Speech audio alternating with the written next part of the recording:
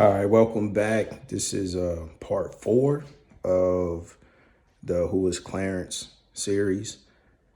So picking up at about 16, 17. This was a very critical time in my life. I felt like I was challenged to mature faster than a lot of people. I had a lot of responsibility at this time. I was in high school living with my grandparents. I was a manager at Popeyes. And when I wasn't at work, I was the primary caregiver for my great grandfather, who, prior to him moving in with my grandparents, I think I was around three times maybe. I remember two times, and then it's kind of like I think I might have been around him another time, but I'm not really sure.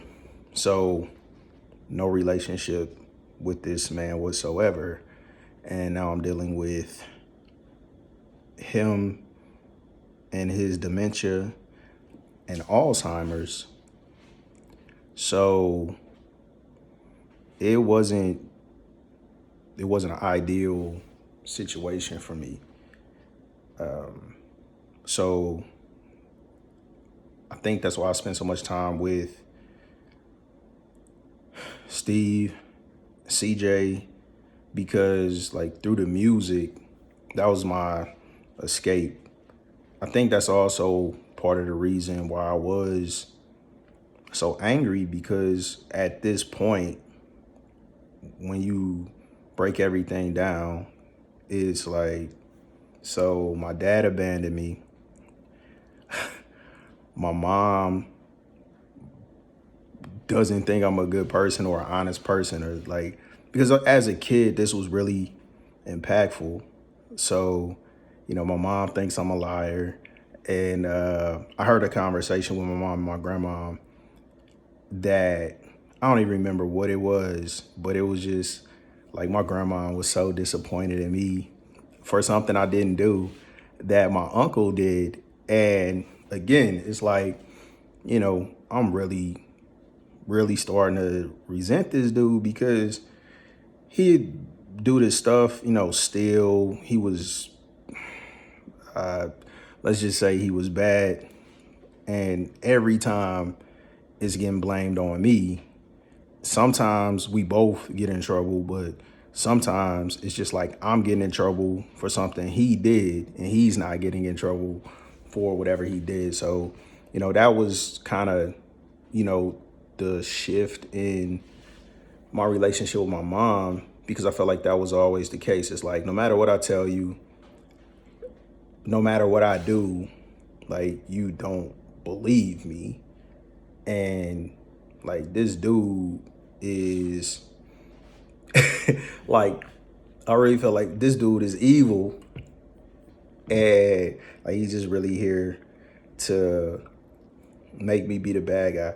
So I was that was like what happened with my mom, and then like I said, my dad really abandoned us, in my opinion. And then when I moved with my dad, now I saw the other side of, you know, the infidelity, a lot of drugs, alcohol. Devin had mentioned my uncle Keith, and so it was a balance because I wasn't really close with my other uncles when I was younger, because Devin is 4 years older than me. So I think Devin had more of a relationship with most of my uncles, except my uncle Keith, which they had a really close relationship. But I just felt like my uncle Keith was close with all of us, whereas my other uncles were really just close with Devin. And they were uncles; they would be there for you, like whatever, but really didn't have close relationships. So that was the feeling from like my mom of, I don't know, my mom thinks I'm somebody that I'm not. Then for my dad, he doesn't really want to have a relationship.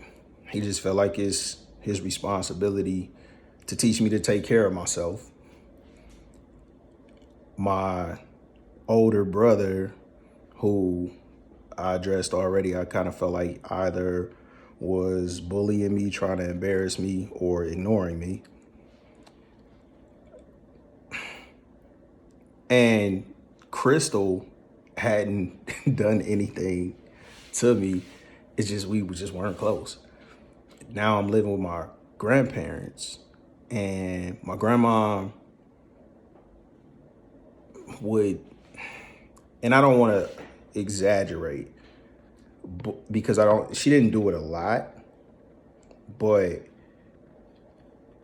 with where I was at, my grandma probably did some of the worst stuff, you could do, and only in terms of like things she would say in jest.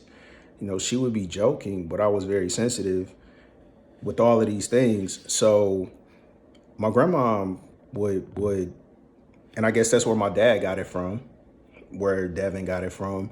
Like, grandma was gonna buy the flyest clothes. Like, I was gonna be fresh all the time. All I wore was Nautica and Polo, K-Swiss. But once I started working, it was like it's on me, which I didn't have a problem with. But I bought nice things, but not like extravagant things. Just nice, because I think that was the difference in the time between Devin and myself. I wasn't around my dad as long as Devin, and when I was around my dad, it was on like the tail end of, so it wasn't the good part. Like, I always say I feel like Devin got the worst of everybody, and I do feel like that, but I feel like he also got the best of everybody. So, it's a different experience. So all of these things going on, and I don't really have any relationships. I don't feel like, other than my brothers. So it was a really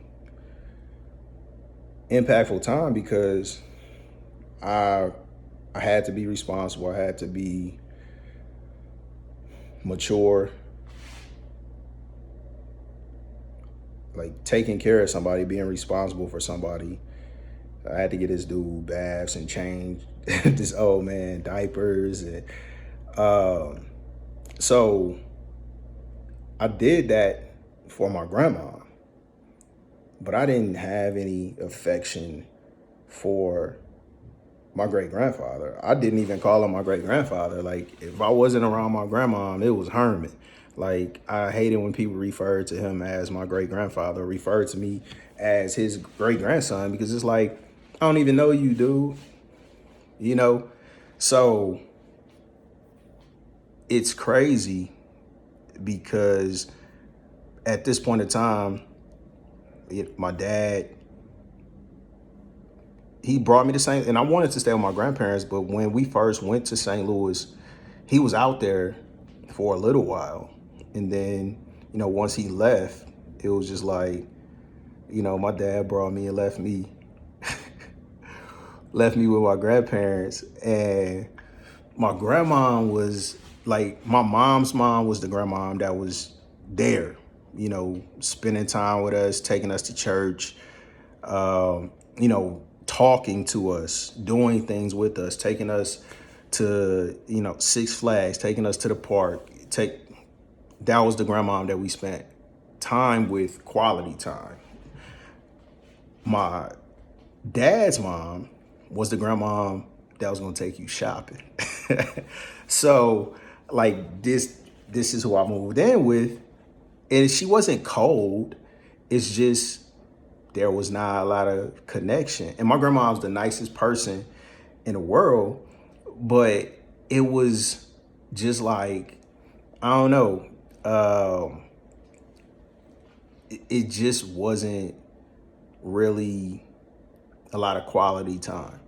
It wasn't a lot of connection. It was basically let me know what I need to do, and we just kind of exist around each other until our worlds cross paths, because I ain't do what I was supposed to at school, or I ain't come home when I was supposed to, or somebody called the house too late.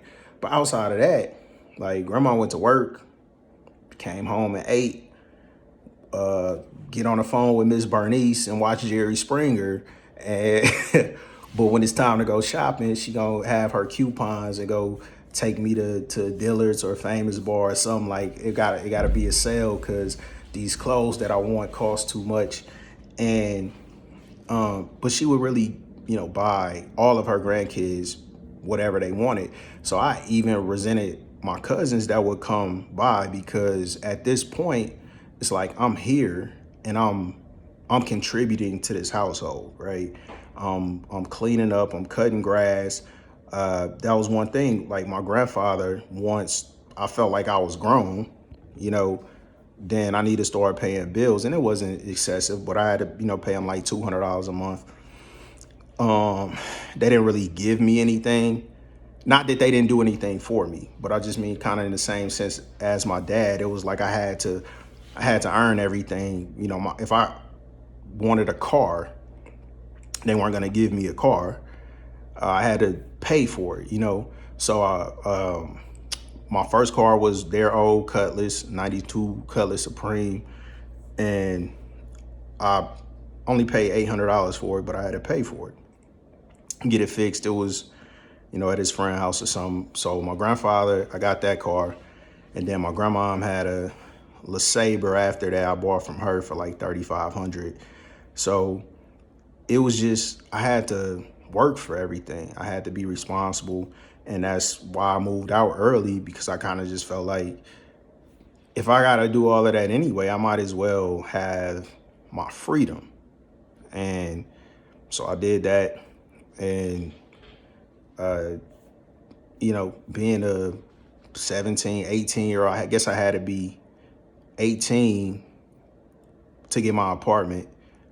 So senior year, I'm going to school half the time, not going to school half the time, just trying to focus on money. I think my mentality was, because I always thought school was a scam, right? And I mean, from this sense, I was always into history, and I can't tell you dates of events or whatever, like, but kind of just have a general sense of what happened, the story. That's what mattered to me. But I would always think about all of these stories that they told us or taught us, and just try to make sense of it. So when things didn't add up, it was always pique my curiosity. So I just remember, at a point of time where the transition of our society from like an agricultural society to an industrial society, and the disruption that had in the typical like family structure. Like, so yeah, back in the day, everybody had farms, and it was like the families took care of whatever. People had their stores, like whatever you did, like that was what your family did, and that was what it was.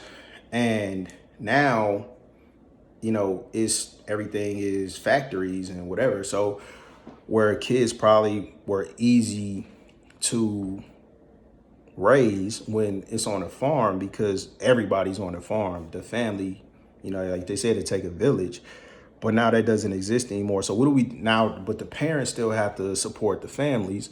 So, and I'm dead serious. Like, this is what I'm thinking. This is how my mind worked at this age. So I'm like, so like, school is a scam. They just made this up for daycare so that our parents could work all the time.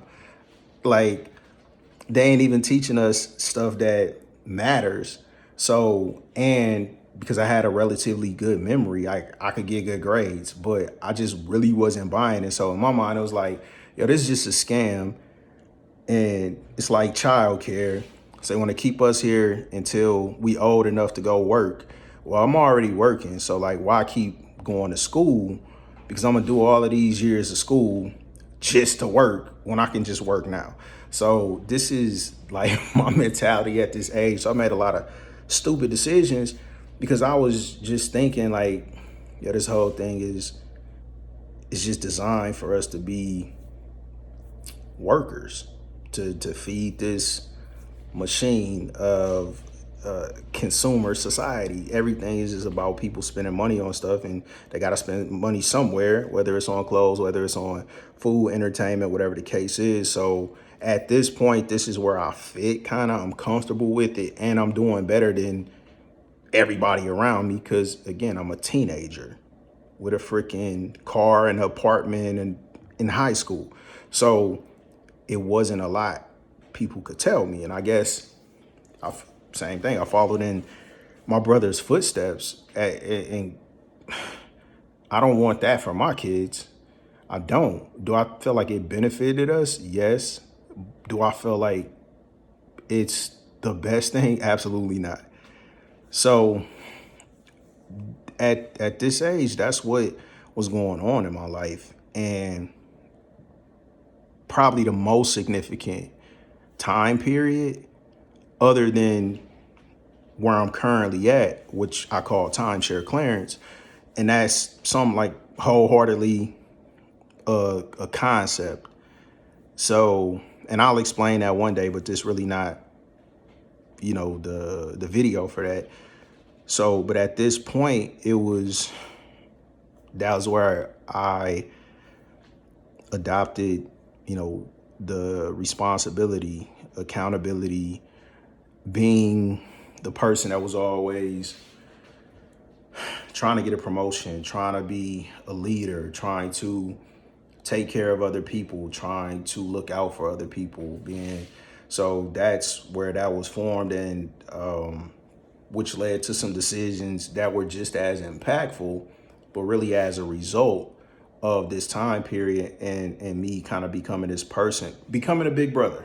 Like at this point, becoming a big brother, becoming somebody that's responsible for somebody that I don't even have a relationship with, just taking on all of this responsibility as a young man and kind of being looked at that way for the rest of my life. Was always the person that people would look to in whatever situation to come up with a solution, to be responsible, that they knew, they could rely on or whatever. And that's kind of my last couple years in high school. I moved out, briefly stayed with my girlfriend at the time that was like 32, but I didn't want to do that because I knew that really didn't have a future. So got my own place. And then the most significant event in my childhood was unexpectedly, at least to me, my Uncle Keith passed away. So I'm gonna end this right there. And then the next video, I will only talk about losing my Uncle Keith, who he was, what he meant to me, my siblings, my mom, his influence on me as a person, as a man, as an uncle.